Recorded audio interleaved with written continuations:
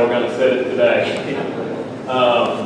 Conventional roof system is all seen a dime a dozen. I guess they all go together pretty much alike. We use 2x10 rafters, 2x12 ridge poles.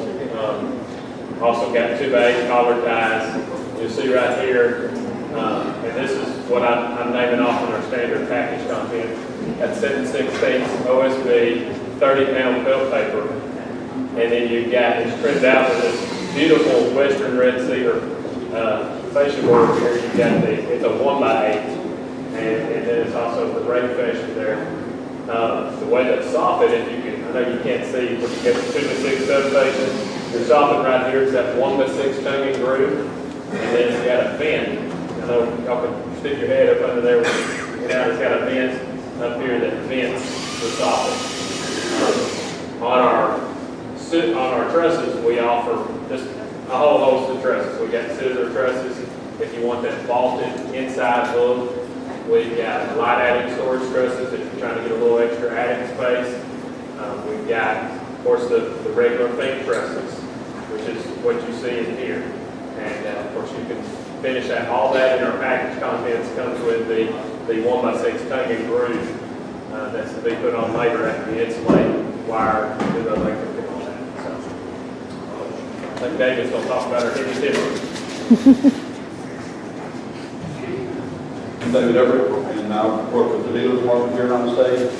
And if part of your dream with your log house is sitting in front of your stone fireplace and looking up and seeing the exposed beams and rafters that make up your roof system, this is the part of that we're installing now. I was thinking about Jeff Clemens' story about him buying his log house. When my wife and I got to the point where we were old enough and could afford a house, I was selling a lot of products to a lot of home companies. And I had wanted one since I was a little kid.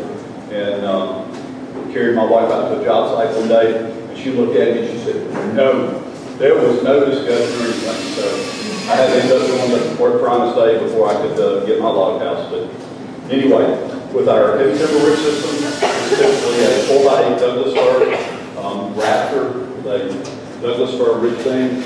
We're using the same 2x6 for the decking that we use for our second floor decking. This decking is also used in other areas of the house. What Josh and Bobby are installing now is a vent. This is a vented roof system, which you'll also have this vent, and then you'll have a ridge vent that will maintain prevent you from having a lot of buildup inside of that roof system.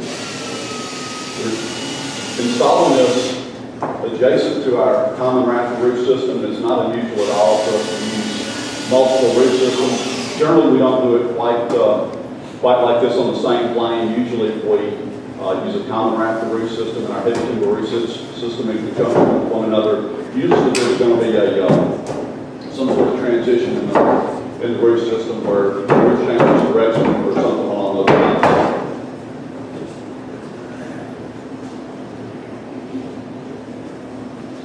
As we progress with this, we're starting with the blocking that's going to go around the perimeter of the 2x6s of the roof system. We'll have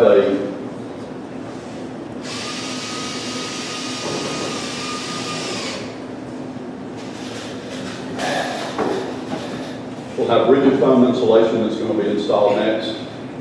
Generally in our package, our standard package price, thank you very much, is going to come with an R40 roof system. It's 2 sheets of 3.3 inch thick insulation.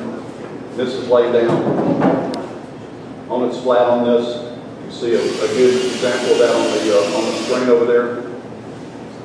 We do also offer a R30 roof system. Most areas in the country are going to require a minimum of R38 roof insulation, which is why we do the R40.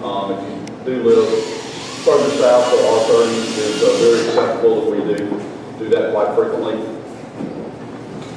Also, as you see in the picture at the end of the room there are 2x4 sleepers that are going to be installed on top of this rigid foam insulation.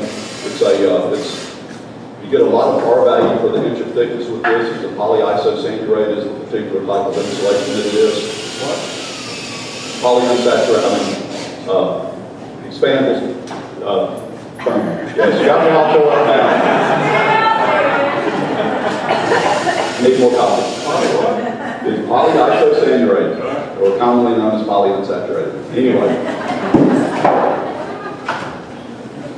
But we install this in 2 layers. It's going to give you the appropriate R value. You've got your 2x4 sleepers.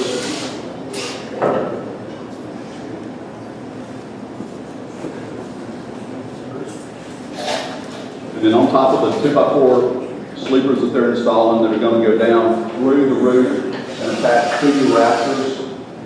The lobby's installed now. So it's a particular type of fastener. It's got a flat head on it. So it's not going to cause any difficulty when you install the OSB on top of that.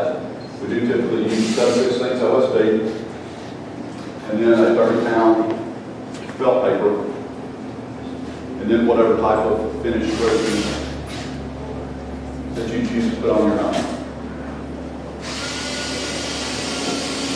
Y'all have any questions while they're finishing this up?